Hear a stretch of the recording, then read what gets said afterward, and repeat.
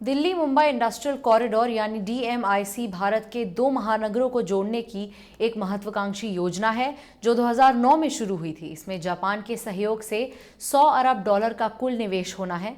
लेकिन एक तरफ जहां जापान और भारत में काफी आर्थिक बातचीत हो रही है, ये योजना खटाई में पड़ती प्रतीत हो रही है, जैसा एक संसदीय समिति की हालिया रिपोर्ट से साफ हो रहा है।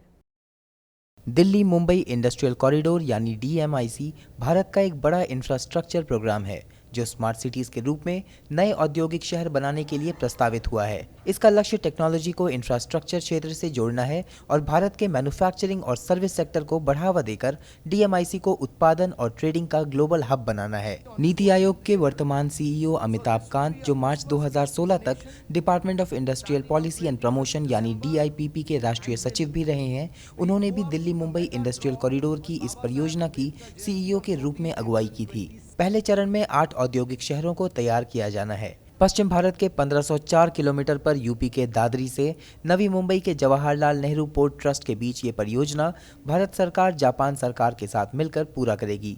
जापान सरकार का निवेश इस परियोजना के कुल निवेश का 26% हिस्सा है और पहले चरण के लिए जापान ने $450 करोड़ देने का भी ऐलान किया था। ऐसा नहीं है कि दोनों देशों के बीच वार्तालाप नहीं हुई है।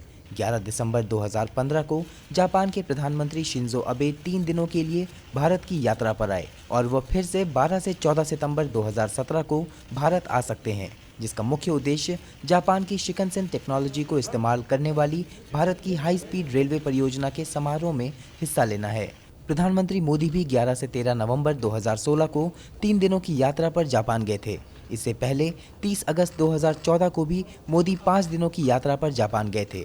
बजाय इन द्विपक्षीय वार्तालापों के दिल्ली मुंबई इंडस्ट्रियल कॉरिडोर का काम ठप पड़ा है। 2 अगस्त को संसद में पेश किए गए कमेटी ऑफ कॉमर्स की रिपोर्ट के अनुसार महाराष्ट्र में रोड और सर्विसेज कॉन्ट्रैक्ट के नाम पर 1734 करोड़ रुपए बांटे गए, पर 9 साल के बाद भी काम जस का तस है। यही हाल बिल्डिंग कॉन्ट्रैक्ट्स का है, जिसके लिए 73 करोड़ 31 लाख रुपए बांटे गए, पर काम में कोई विकास नहीं है।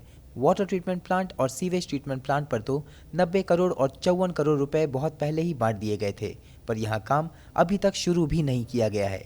सवाल ये है कि ये हजारों करोड़ रुपए जो इस परियोजना के नाम पर बांटे गए, वो गए कहाँ? और अगर ये अभी भी इस परियोजना के लिए रखे हैं तो काम क्यों रुका है? सम्राट शर्मा, गो न्यूज़।